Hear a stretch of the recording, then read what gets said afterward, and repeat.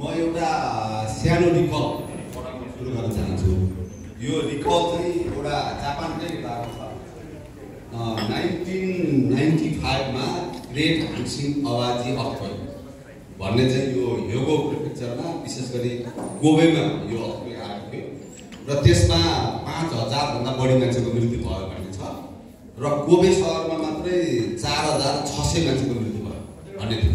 र त्यसको इन्ट्रेस्टिङ बन्दै जाँदा प्रेजेन्टेसनमा के सेयर गरेको थियो भने 4600 मध्ये 2000 जति चाहिँ डिजास्टरको बेलामा मृत्यु भएको हो, बाँकी 2500 जति चाहिँ डिजास्टरको 2 घण्टा 2.5 घण्टा पछि मृत्यु भयो भने उनीहरूले सेयर गरेको।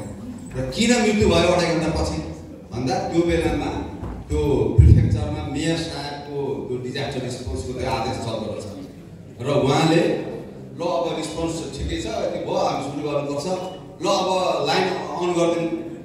त्यो डिजास्टर भएको बेला त्यो हेडलाइन अटोमेटिक त्यो बिजुलीको लाइन कट हुँदो रहेछ, ल खोलिदिनु, स्विच खोलिदिनु भनेर त्यो मेन प्राधिकरणको अफिसमा गएर ठ्याक्कै त्यो स्विच अन गरेपछि झ्याप्पै सर्किट भएर घरहरू जलेर बाँकी 2500 2.5 घण्टा।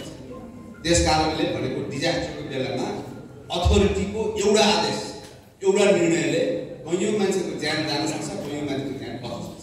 त्यस कारण आज हाम्रो यो प्यानलिस्टमा अथोरिटीहरू हुनुहुन्छ। त्यस कारणले मैले यो सन्दर्भलाई जोड्न खोजेर